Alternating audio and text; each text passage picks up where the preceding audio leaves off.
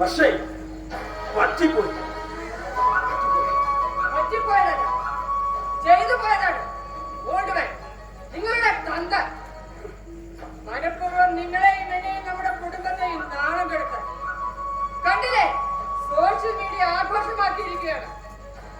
SP ദേവാനന്ദന്റെ 75 വയസ്സുകാരനായ അച്ഛന്റെയും 70 വയസ്സുകാരി മേരിയുടെയും വിവാഹം.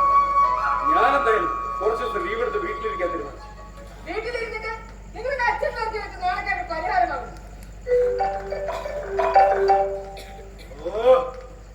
ഡോക്ടർ മാധവനാ ലയൺസ് ക്ലബ്ബ് സെക്രട്ടറി.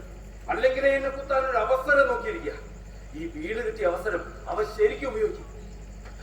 എന്റെ കരിയർ, പേര്, പ്രശസ്തി, എന്റെ പൊളിറ്റിക്കൽ ഭാവി അതെല്ലാമാണ് ഒരൊറ്റ ദിവസം കൊണ്ട്, ഒരൊറ്റ കല്യാണം കൊണ്ട് അയാൾ നിങ്ങളുടെ തന്ത ഇല്ലാതാക്കിയത്.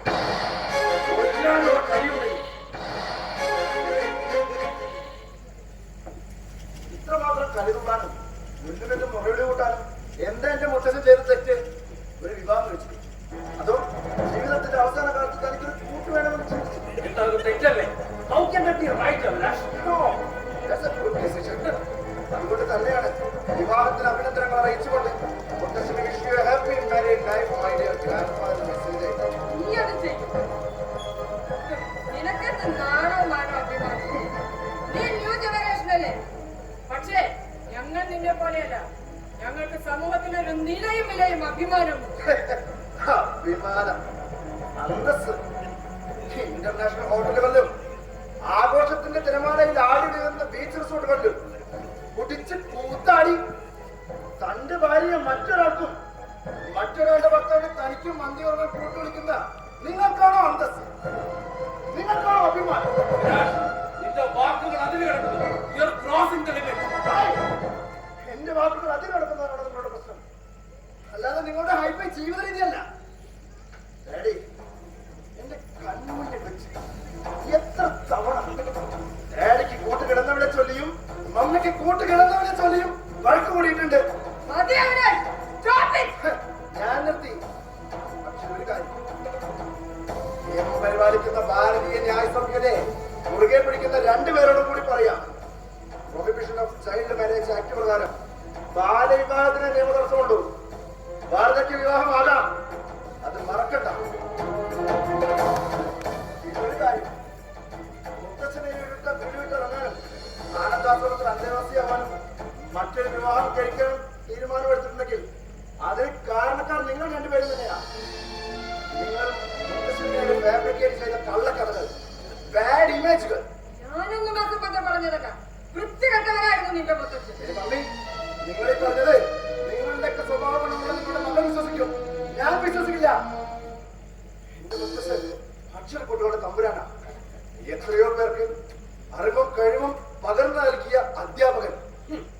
അധ്യാപകൻ അത്രയ്ക്ക് അധ്യാപക വിശുദ്ധിയുള്ളവനാണ് നിന്റെ മുത്തച്ഛനെങ്കിൽ അയാൾ മക്കളെ നാണം കിടന്ന ഈ പ്രവൃത്തികൾ ചെയ്യും. നാട്ടിലെ ക്രമസമാധാനം പരിപാലിക്കേണ്ട ജില്ലയിലെ ഉയർന്ന പോലീസ് ഓഫീസറായ ഡാഡി സർവീസിലിരിക്കെ ഞങ്ങൾ മക്കൾക്കുണ്ടാക്കിയ നാണം കെട്ട പ്രവൃത്തികളൊന്നും മുത്തശ്ശൻ ചെയ്തിട്ടില്ല.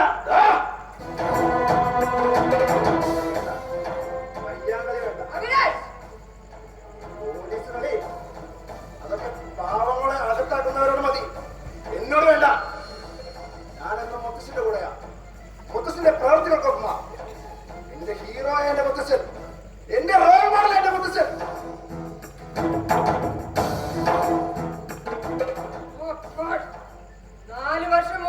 ബൈക്ക് ആക്സിഡന്റിൽ ഈ കുരുത്തം കെട്ടവൻ അങ്ങ് ചത്തുകെട്ട് പോയിരുന്നെങ്കിൽ ഇന്നവന്റെ നാവിൽ നിന്ന് ദുരന്തങ്ങൾ കേൾക്കേണ്ട കാര്യമില്ലായിരുന്നു. അവൻ പറഞ്ഞത് എന്തായാലും തെറ്റ്. നിന്റെ തോന്നിവാസങ്ങൾ അതിന്റെ അച്ഛൻ ചോദ്യം ചെയ്തു തുടങ്ങിയപ്പോ അയാൾ നിനക്ക് ജീവിതത്തിൽ ഒരു കരടായി. കുടുംബത്തെ മനസ്സമാധാനം ഉണ്ടാവട്ടെ എന്ന് കരുതി നിന്റെ കൂടെ നിന്ന് ഞാനും എന്റെ അച്ഛനെ ഒരുപാട് വേദനിപ്പിച്ചിട്ടുണ്ട്. വേണ്ട, അവരുടെ സഞ്ചാരങ്ങളും ചങ്കിത്തരങ്ങളും താലി കെട്ടിയ പുരുഷനാവണമെങ്കിൽ അതെല്ലാം അവന്റെ ഭാര്യ പദവി അലങ്കരിക്കുന്ന ഭാര്യയ്ക്ക് മാറാം.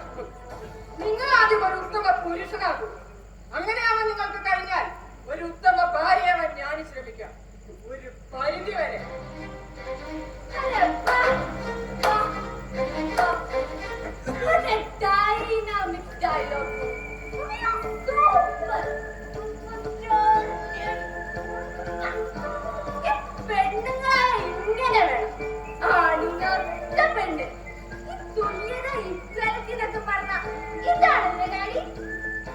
അതെ, നീ ഒന്നും കഴിച്ചു റഷ്യൻ കോക്ടെയിൽ മിഠായി. ഒന്നല്ല, രണ്ടല്ല, 4 പെട്ടി. ഇതിലൂടെ എന്തെങ്കിലും ഒരു മാറ്റം ഉണ്ടോ നോക്കിയേ. ഒരു ഇടർച്ച. നോ, അതാണ് ഈ ആദ്യത്തെ രേവതി പ്രകാശിന്റെ അരുമ. SP ദേവാനന്ദിന്റെ ലെഗസി. എന്താണ് ഇവിടെയൊക്കെ മയക്കുമരുന്ന് ഉപയോഗിച്ചിട്ട് പോലീസ് പിടിച്ച് അകത്തിടുന്നത്?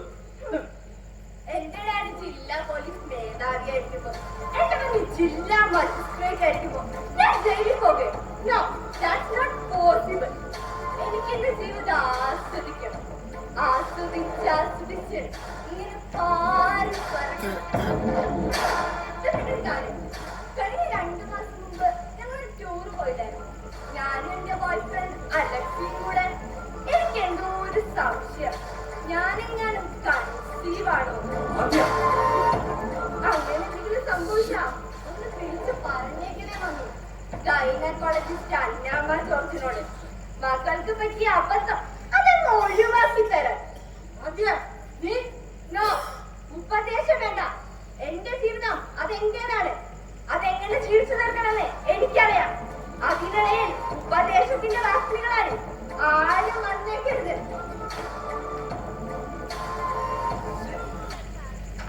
നമസ്കാരം സാറുമാരെ. അയ്യോ അയ്യോ അയ്യോ, നായക പണിയാ കൈസർ. പണ്ടൊക്കെ എന്നിട്ടാണ് വാലാട്ട് സ്നേഹം കാണിച്ചിരുന്നവരാ. എന്നെ കണ്ട കടിച്ച് കീറാൻ വരും. തന്റെ ആനന്ദാശ്രമത്തിലെ ഭരണവും മന്ദേവാസികളോടുള്ള പെരുമാറ്റവും നായ പോലും പുറത്ത് കാണും. എന്റെ പൊന്നു സാറേ, മരിച്ചു കഴിഞ്ഞ സ്വർഗത്തിലോട് ചെന്നാൽ കർത്താവിനെ എനിക്കൊരു ഇരിപ്പിടം തരുമെന്ന് കരുതിയല്ല ആന്റണി ആനന്ദാശ്രമം കൊടുക്കുന്നത്. പണത്തിനാണ്. ആളുകാലത്തിന്റെ പേരിൽ കോടികൾ സമ്പാദിക്കാൻ എല്ലാം ആന്റണിയുടെ കച്ചവട സ്ഥാപനങ്ങളാണ്. കരുണ വിറ്റ് കാശുണ്ടാക്കുന്ന ആന്റണിയുടെ ആവശ്യശാല. ആന്റണിയുടെ അറവുശാലകൾക്ക് മണിച്ചിത്രത്താഴിട്ട് പൂട്ട് വീഴാതിരിക്കണമെങ്കിൽ എന്റെ അച്ഛൻ ആ ആനന്ദാശ്രമത്തിൽ വെച്ചുണ്ടാക്കിയ നാണക്കേട് അത് ആന്റണി തന്നെ അവസാനിപ്പിച്ചു തരണം. അതെ, ഞങ്ങളുടെ മകളുടെ വിവാഹം ഒരു UK കാരനുമായി ഉറപ്പിച്ചു വെച്ചിരിക്കുകയാണ്. അടുത്ത മാസം അവർ പെണ്ണ് കാണാൻ വരും. അന്നേരമാകുമ്പോഴേക്കും ഈ നാണക്കേട് എന്നേക്കുമായി കുഴിച്ചു പോവുകയാണ്. അത് മാത്രമല്ല, ഇങ്ങനെ ദന്തചത്താൽക്കാർ വരുന്ന കോടിക്കണക്കിന് സ്വത്തുക്കൾ ആ അഭിനവമായ മേൽത്തല സ്വന്തമാക്കരുത്. ഞാനെന്ത് വേണമെന്ന് സാറുമാർ പറയുന്നത്? എന്ത് കൈക്കരെ വേണമെങ്കിലും ആന്റണിക്ക് ചെയ്യാം. ചെയ്യുന്ന കാര്യത്തിന് പറയുന്ന ഒരിക്കലും അഴിക്കുള്ളിലാവാത്ത വിധം നിയമസഹായം ഉറപ്പ്. അതായത് ഒരു മരണം അത് ഉറപ്പായും നടക്കണം. അത് അച്ഛൻ വേണോ, അച്ഛൻ കെട്ടിയ നേരിട്ടല്ല വേണോ? ആരായിരിക്കണമെന്ന് ഏട്ടക്കാരന് തീരുമാനിക്കാം. ചോരകിരിയാണ് രക്തം ചിന്താതെ എന്റെ അച്ഛനും അയാളുടെ ഭാര്യയും വിടഞ്ഞു തീർന്നു. സ്വന്തം ജീവശ്വാസം അതിങ്ങനെ കൊലവള്ളി വിട്ട് കയ്യിൽ പോകുന്നത് അവനറിയണം. സമയം തീയതിയൊക്കെ താൻ അറിയിച്ചോ? അവരിങ്ങനെ ലൈവായി ചത്തൊടുങ്ങുന്നത് എനിക്ക് കാണണം. ലോകത്ത് ഒരു മകനും ആഗ്രഹിക്കാത്ത എന്റെ അവകാശമാണ്. It's my right. It's my right.